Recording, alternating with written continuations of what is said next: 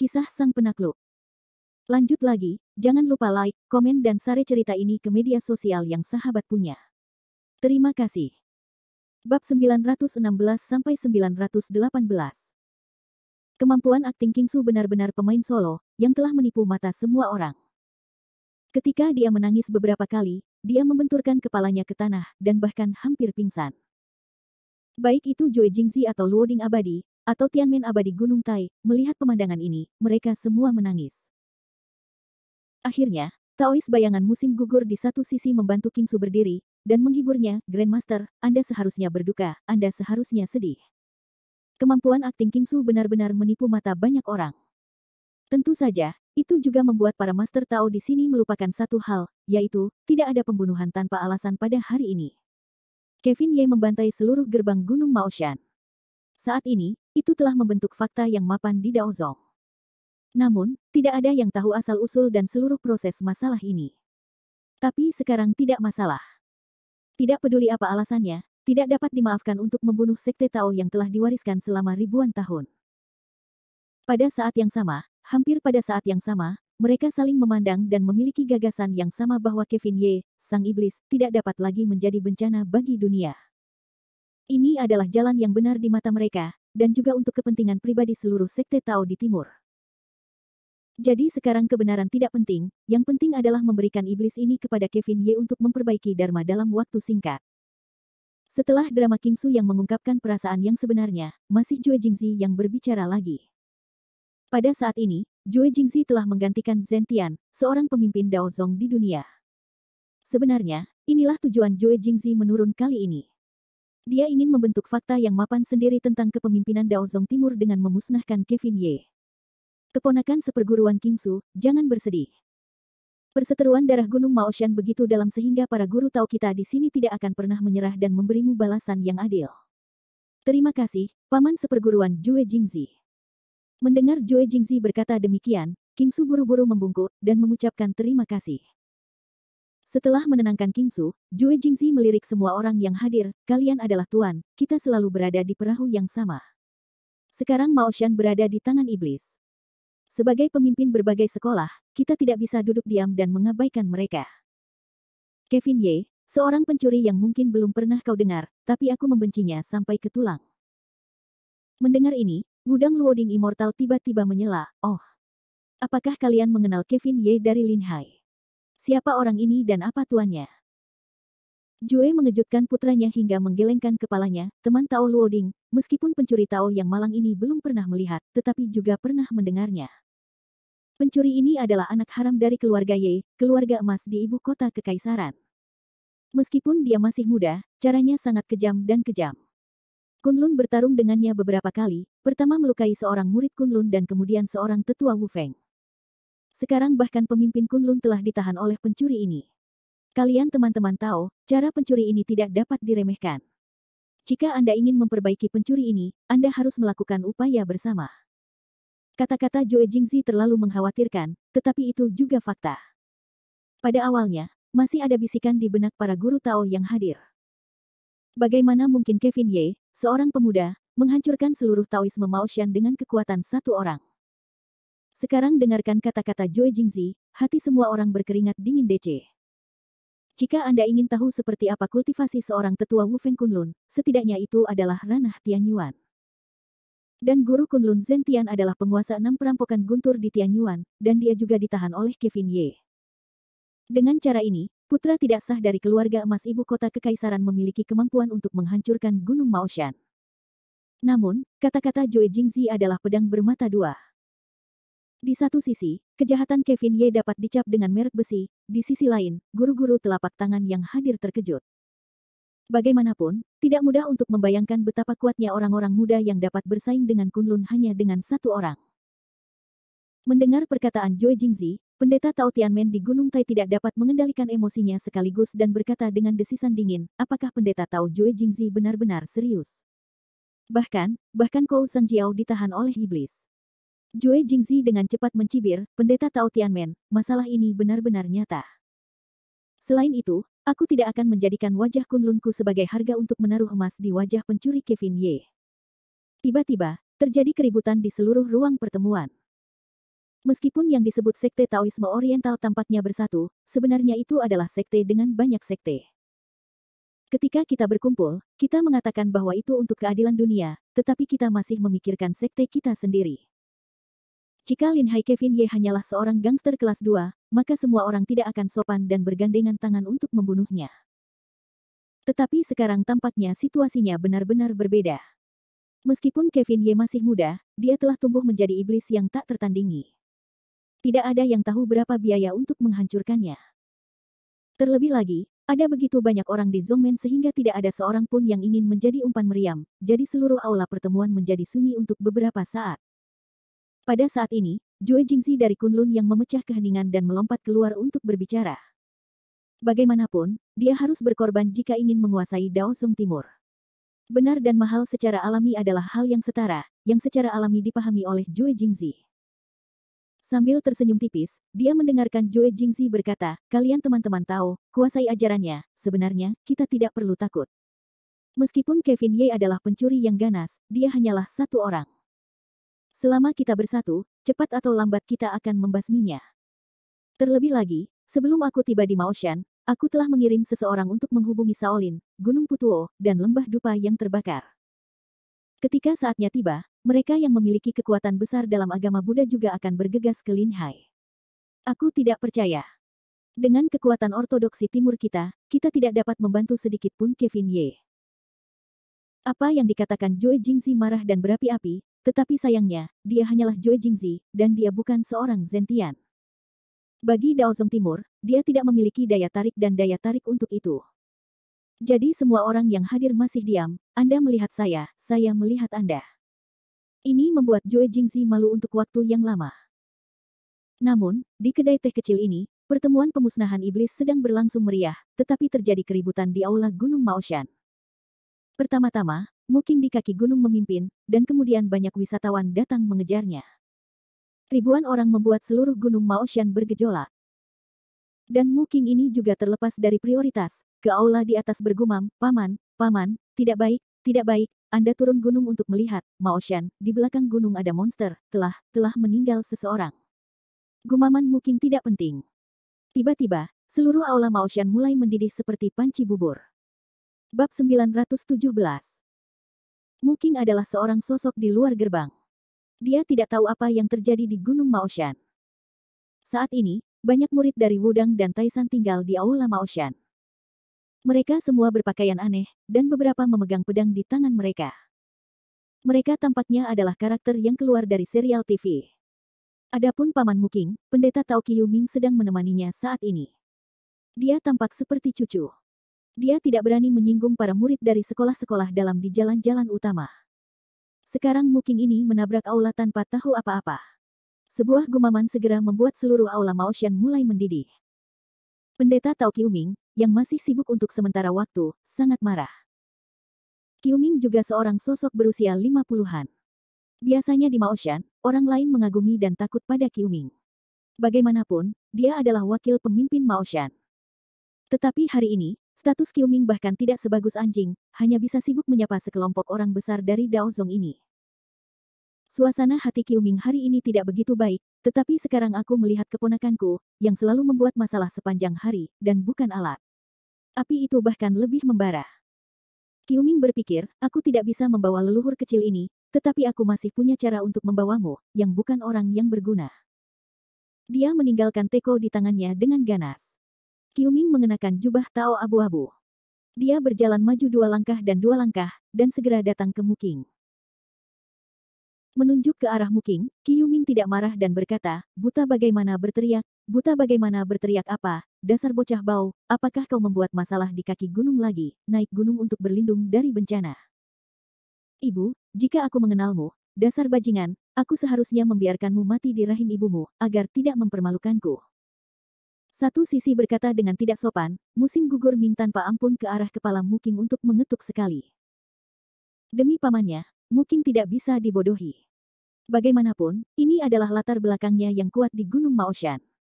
Jika kau menyinggung siapapun, kau tidak bisa menyinggungnya. Tidakkah kau menatap puncak Tao sebentar? Yang mana ini? Apakah orang-orang aneh ini merekam di sini? Muking kekanak-kanakan, tetapi dia takut dengan keringat dingin Qiuming. Akan menjadi sial untuk memfitnah murid-murid dalam Daozong jika mereka menyinggung leluhur kecil ini. Tidak ada waktu luang dan kesenangan dengan Muking. Taois Qiuming menutup mulut Muking dan berkata gugup, sudah kubilang, nak, jangan berhubungan seks di sini. Kalau tidak apa-apa, cepat turun gunung. Terlebih lagi, semua yang kulihat di aula hari ini busuk di perutku, kalau tidak, aku tidak punya buah yang enak untuk dimakan. Muking segera memainkan cara licik, jangan, paman, saya benar-benar punya sesuatu yang mendesak untuk meminta bantuan Anda. Apa yang penting? Cepat keluar dari sini. Dengan ini, jangan beri Muking kesempatan untuk bicara, Qiuming akan mengangkat kakinya dan menendang pantat Muking di masa lalu. Muking adalah saat yang tidak tahu malu, bahkan jika dia tidak pergi, dia tidak marah di wajahnya. Dia hanya berkata sambil tersenyum, paman, jangan pergi, jangan pergi. Aku benar-benar memiliki hal besar untuk diminta darimu. Kamu harus membiarkanku menyelesaikan pidatoku sama sekali. Menghadapi penampilan Muking yang seperti bajingan, Qiuming sangat marah sehingga paru-parunya akan meledak. Dengan suara rendah, dia memutar matanya ke arah Muking dan berkata, baiklah, dasar bajingan, apa yang harus kau katakan dengan cepat? Jika kau tidak tahu mengapa hari ini, bagaimana aku bisa menghadapimu? Muking dengan cepat tertawa, dan kemudian berkata dengan sungguh-sungguh, paman, kukatakan padamu, ini adalah acara besar, terutama besar.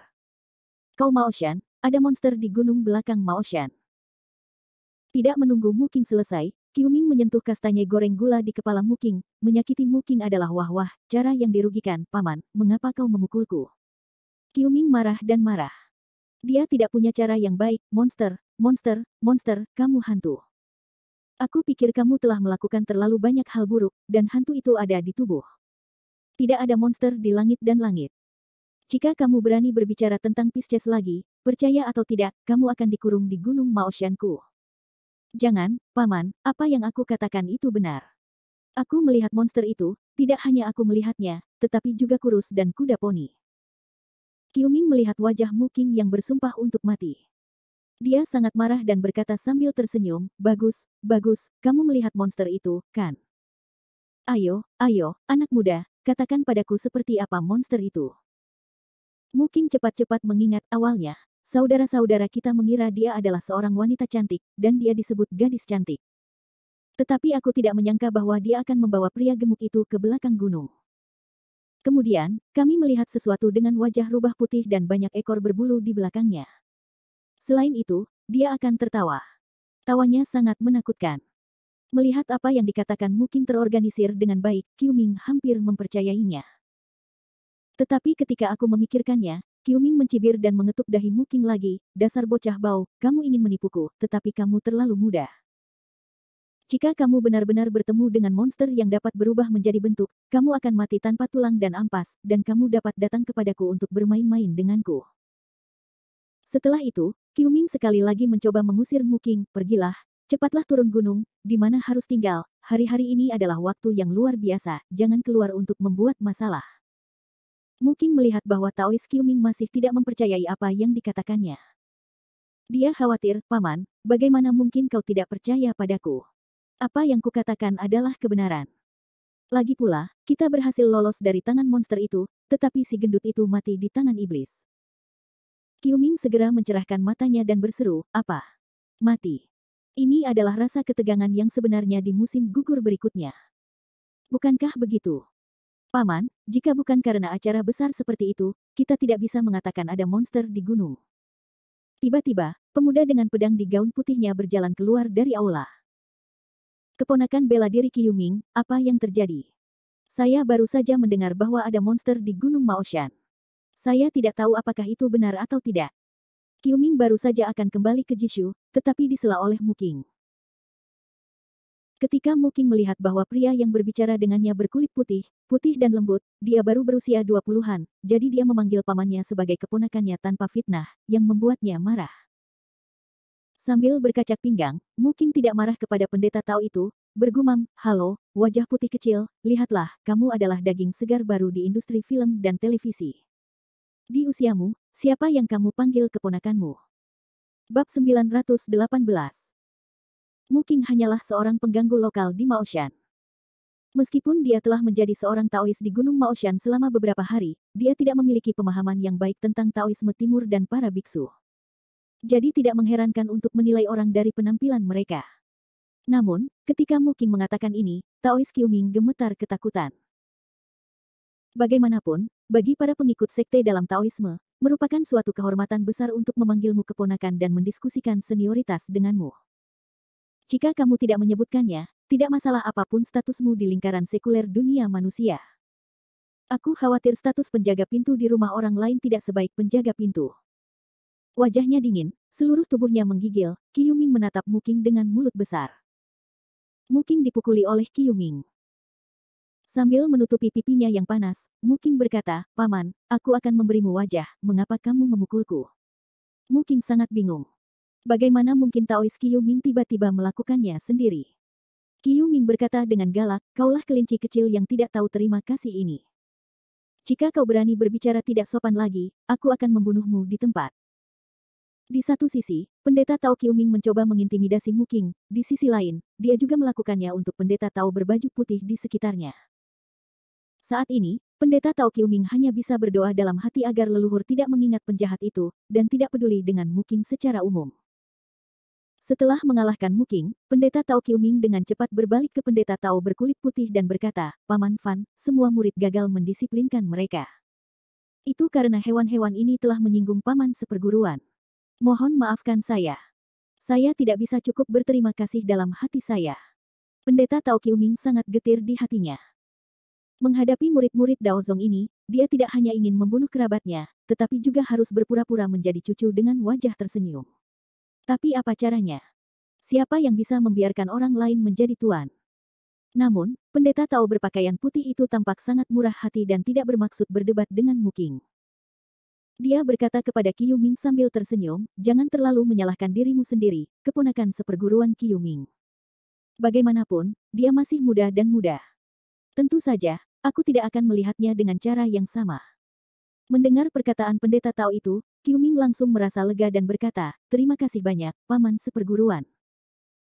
Namun, Mu Qing, yang ditampar, menatap pendeta Tao berpakaian putih itu dari atas ke bawah. Dia sangat meremehkan cara bicara kuno pendeta Tao berpakaian putih itu. Meskipun dia tidak berani menghadapinya secara langsung, dia bergumam dalam mulutnya, "Tidak ada lagi. Baiklah, aku belum pernah melihatmu yang jauh lebih tua dariku." Mu Qing mendengar ini, dan Taois berpakaian putih juga mendengarnya. Mengenai hal ini, pendeta Tao Qiuming bahkan lebih marah, dan mengangkat tangannya untuk memukul Mu Qing, "Dasar kelinci kecil, apa yang kau bicarakan?" Namun, tindakan pendeta Tao Qiuming dihentikan oleh pendeta Tao berbaju putih. "Haha, jangan marah, keponakan Qiuming. Dia masih anak-anak." Pendeta Tao berbaju putih itu menghampiri Mu Qing sambil tersenyum. Dia menyentuh wajahnya dari waktu ke waktu dan bercanda, "Teman kecil, menurutmu, ini seperti usia berapa?" Mu Qing bergumam di sudut mulutnya, tetapi tidak berani menjawab, hanya menggigil di samping pendeta Tao Qiuming. Pendeta Tao berbaju putih itu terus tersenyum, "Jangan gugup. Katakan saja yang sebenarnya. Aku bukan raksasa." Saat ini, pendeta Tao Qiuming tidak marah di sampingnya, dan berkata, "Pamanku memintamu untuk mengatakan, seperti apa keraguan itu." Melihat kedua orang ini berkata seperti ini, Mu Qing berkata dengan berani, aku melihatmu lembut, dan kamu baru berusia 20-an. Sambil berbicara tentang Mu Qing, dia menatap pendeta Tao berbaju putih. Pendeta Tao berbaju putih itu langsung tertawa terbahak-bahak, dan ekspresinya tampak langka dan nyaman, "Di usia 20-an, hahaha, sudah lama sekali aku tidak mendengar pujian sebagus itu." Kemudian pendeta Tao berbaju putih itu mengusap dahi Mu Qing, dan menatap Mu Qing dengan ekspresi serius di wajahnya dan berkata, "Sejujurnya, tahun ini aku berusia 80 tahun, dan aku berusia sekitar 20 tahun. Itu sudah lama sekali. Ini. Mu Qing mundur 2 langkah dan menatap pendeta Tao berbaju putih di depannya dengan tak percaya. Sulit bagi Mu Qing untuk menerima bahwa dia memiliki wajah berusia 20 tahun tetapi mengatakan bahwa dia berusia lebih dari 80 tahun. Saat ini, hanya ada 2 ide di hati Mu Qing. Yang pertama adalah membual. Yang kedua adalah benar-benar monster tua berusia 80-an. Namun, apapun kemungkinannya, Mu Qing menutup bibirnya rapat-rapat dan tidak berkata apa-apa lagi. Faktanya, belum lagi Muking, bahkan pendeta Tao Qiuming di satu sisi sangat terkejut. Dalam hidupnya di Gunung Maoshan, pendeta Tao Qiuming bertemu dengan orang-orang pintu dalam Daozong 2 kali. Yang pertama saat dia masih muda, dan yang kedua saat ini. Rentang waktu kedua pertemuan itu hampir 50 tahun. Namun, bagi Paman Fan ini, pendeta Tao Qiuming masih segar dalam ingatannya. Tampaknya dia terlihat seperti ini 50 tahun yang lalu, seolah-olah dia tidak akan pernah menjadi tua. Hal ini membuat Qiuming tidak punya alasan untuk melahirkan sedikit pun rasa cemburu. Mengabaikan emosi rumit Qiuming, pendeta Tao berkulit putih itu hanya menegakkan tubuhnya sedikit dan berkata kepada Muking, "Baiklah, anak-anak, sepertinya kita tidak sedang membahas berapa umurku sekarang. Sepertinya kamu belum menjawab pertanyaan tadi. Pertanyaanmu." Muking menjadi bingung saat ini, hampir saja monster itu melupakan masalah ini sepenuhnya. Pendeta Tao berbaju putih itu tampak tersenyum, dan cahaya aneh muncul di matanya dan berkata, "Teman kecil, kamu bilang kamu melihat monster di hutan bambu Gunung Maoshan. Benarkah itu?" Pada saat yang sama, wajah pendeta Tao berkulit putih itu tiba-tiba menjadi serius dan bahkan serius. Dua cahaya dingin di matanya membuat orang biasa seperti Muking tidak berani menghadapinya. Muking terkejut dan tertegun lama sebelum dia berkata, "Ya, itu benar. Itu benar. Kita tidak hanya melihat monster itu, tetapi juga mati." Lebih tepatnya, pendeta Tao berbaju putih itu mengerutkan kening. Muking tidak berani membuat kesalahan lagi. Dia menceritakan lagi kepada pendeta Tao putih apa yang dilihatnya di hutan lebat itu. Ekspresi wajah pendeta Tao putih langsung menjadi aneh, wajah rubah, dengan ekor, seharusnya rubah antara 3 ekor dan 5 ekor. Rubah iblis jenis ini umumnya adalah iblis besar dari alam di Yuan atau bahkan alam Tian Yuan. Apa yang dia lakukan di Maoshan? Setelah berbicara sendiri sebentar, pendeta Tao putih bertanya lagi kepada Muking, "Di mana kamu bertemu dengannya? Apakah kamu tahu kemana dia pergi kemudian?" Tempat kami bertemu dengannya adalah di hutan lebat di tengah gunung. Kemudian, aku tidak tahu di mana dia berada." Wajah pendeta Tao berkulit putih itu langsung berubah muram, hutan lebat di lereng bukit itu tampaknya adalah tempat terjadinya pertempuran besar untuk melindungi Gunung Maoshan. Pendeta Tao berpakaian putih itu sepertinya teringat sesuatu dan berseru, "Tidak, target dari roh jahat ini mungkin adalah gerbang dalam Gunung Maoshan." Pada saat yang sama, mata pendeta Tao berkulit putih itu langsung dibanjiri cahaya keemasan, dan mereka saling membunuh. Pada saat itu, gadis berpakaian ungu di aula belakang Maoshan tidak menyangka bahwa sebagian besar sekte Tao di timur berkumpul di Maoshan untuk sebuah pertemuan. Terlebih lagi, dia tidak menyangka bahwa lelucon kecilnya sendiri telah mengungkap keberadaannya, sehingga membuka awal dari pertempuran kedua para iblis manusia di Maoshan.